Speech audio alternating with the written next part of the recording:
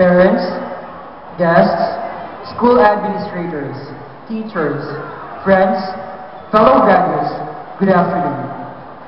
Every beginning has an end, and today marks not the beginning, but not the end, but the beginning of a real quest for education as we step forward into the world full of uncertainty, a world full of even more brain-halting undertakings.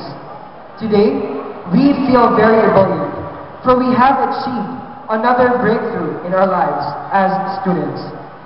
Our stay here in CHMSC is similar to a classic cell phone game which we usually play, the snake. We were the tiny snakes, wailing because of our famishment for knowledge, and the school itself was the complex labyrinth. The school itself was the maze. As we devour the lessons being fed to us by our teachers, we gradually grow, and as we grow, we develop fundamental qualities and aesthetic values which allow us to proceed to the next level. And today, with us wearing our togas, and with our parents wearing a complacent smile on their faces while holding our diplomas, I am very proud to say that those 45 pathetic snakes have now evolved into 45 reticulated pythons. Still, gaining more and aspiring to become fierce anacondas. But not like the snakes. As humans, we have a unique characteristic that makes us distinctive from those snakes, and that is, we know how to value the thing called gratitude. Not like the snakes, we do not pungently bite, nor totally swallow our masters, for we know that we owe them priceless sacrifices. And so as I stand firmly in this rostrum, I would like to extend and express my indebtedness and profound gratitude to all the generous persons who have helped me become what I am today. First and foremost, my teachers and instructors for their valuable comments, meaningful suggestions, and flamboyant and witty criticisms. My classmates and friends for their moral support, encouragement, love, and understanding. My family for their consideration, continued prayers, and motivation. And apparently, the Lord God, our Creator, and the author of the book of life, in which our destinies are written, for His continued guidance, love, patience, and perpetual answers to my fervent prayers. I can truly boast of God's goodness and mercy, for I have proven it in a lot of instances. Whenever I experience financial constraints, God provides. Coincidentally, a competition is waiting for me. During high school, joining academic competition is my only way to procure money to augment to my school fees and allowance. Before, most would describe me as a person who lacks social grace. I never mingle with others. I don't even engage myself in competitions, and I don't participate in class recitations, for I am afraid to be ridiculed. Not until my teachers unleashed my potentials and honed my abilities for my prime benefit. In my 10-year stay in this institution, starting from grade 1 until now, that I am a graduate. It was during my freshman year when I felt the drive and momentum to focus on my studies. Every day, I stay up until midnight, only to guarantee myself that I am prepared for the discussion the following day. I was doing that not because I am avaricious, but because I want to excel.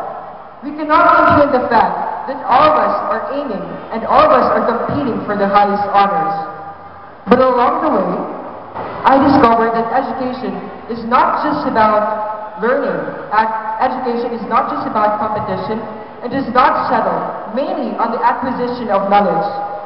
I learned to establish camaraderie with my classmates and friends. My classmates, which fall into identifiable stereotypes. Some are diligent, competitive, prudent, and wise, while some are a bit ignorant, and spends more time texting rather than listening to the teacher. Some seems to be keenly listening, but are actually thinking about some irrelevant things, while some rarely go to school, but still manage to receive their diplomas with the aid of our very merciful teachers. The most regretful thing for me was that I treated high school life partly as a joyous process of learning, but mostly as a competition. Sad but true, most students find studying irksome and a bit balderdash. This is a very depressing and alarming situation for all of us. The realization that education is the only antidote to all the crises we are experiencing comes late into their minds. The only thing they lack is determination. As they say, it's during the toughest of times when we learn determination. It's like finding a diamond in the rough. First, we are scared. Then things become clear. Those students I cited a while ago do not have a striking force to motivate them to pursue education with eagerness. For them, everything is at ease. They do not persevere, for they're not much compelled to do so. It's just like, if I study or not, I still get my allowance. It's like, okay, Mom, that only wears my brain. They will not and will never develop the quality of determination if they remain seated in the couch of indolence.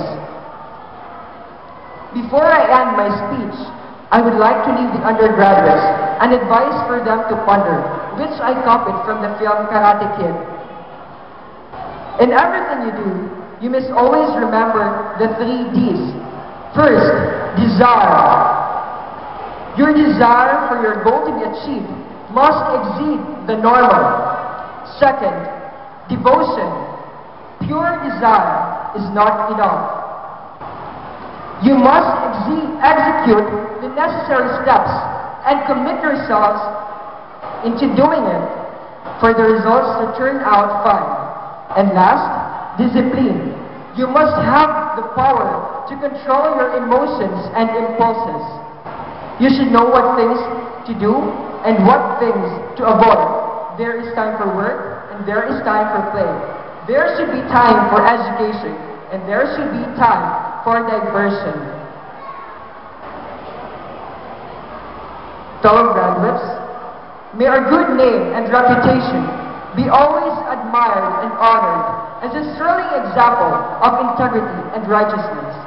Let us never forget that all our advancements in life are gifts from the giver of life, the source of all that is pure, good, and beautiful. Batch 2011 graduates, may we continue to thrive as we move to the future. Thank you very much, and may the good Lord bless us all.